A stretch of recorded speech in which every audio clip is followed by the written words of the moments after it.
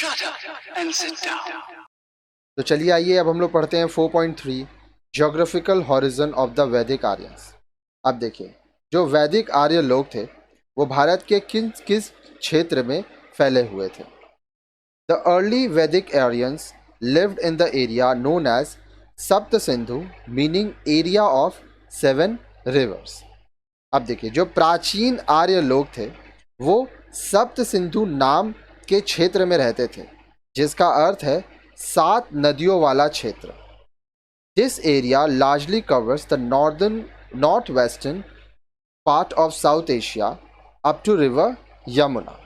अब यह जो क्षेत्र है यह मुख्यतः दक्षिणी एशिया के उत्तर पश्चिमी क्षेत्र से लेकर यमुना नदी तक फैला हुआ था। The 7 rivers include Sindhu, Vitasta, Jhelum, Asikni, Chenab, Parushni, Ravi, Vipsa, Beas, Shutudri, Sutlej and the Saraswati. अब जो 7 नदी हैं, 7 नदियों में शामिल है सिंधु नदी, वित्सता झेलम नदी, अस्किनी चिनाब नदी, परुषणी रावी नदी, विपाशा व्यास नदी, शुतुद्री सतलज नदी और सरस्वती नदी। In this area, the Rigvedic people lived, fought battles, grazed their herds of cattle and other domesticated animals.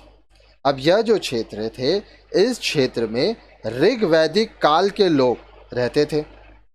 वहाँ पर वो युद्ध लड़े, अपने पशुओं को चराएं, साथ साथ दूसरों के पशुओं को चराएं और पशु को घरेलू पालतू जानवर बनाया गया। Gradually, moving eastward, they came to occupy eastern UP, Koshala and North Bihar, Videha during the later Vedic period. अब देखिए, धीरे धीरे वो पूरब दिशा के तरफ बढ़े। पूर्वी यूपी,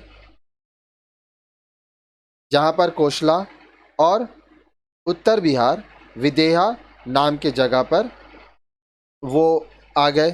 ठीक है, वहाँ पहुँचे। कब? लेटर वैदिक पीरियड में। Here they came into contact with the people who spoke languages different from their own and were living in this area for long. अब यहाँ आकर वे ऐसे लोगों के संपर्क में आए जो लोग उनसे अलग भाषा बोलते थे और यहाँ पर वो बहुत लंबे समय से रह रहे थे। तो इस तरह से आप देख रहे हैं कि जो आर्य के लोग थे वो आए थे और अपना विस्तार करते चले गए।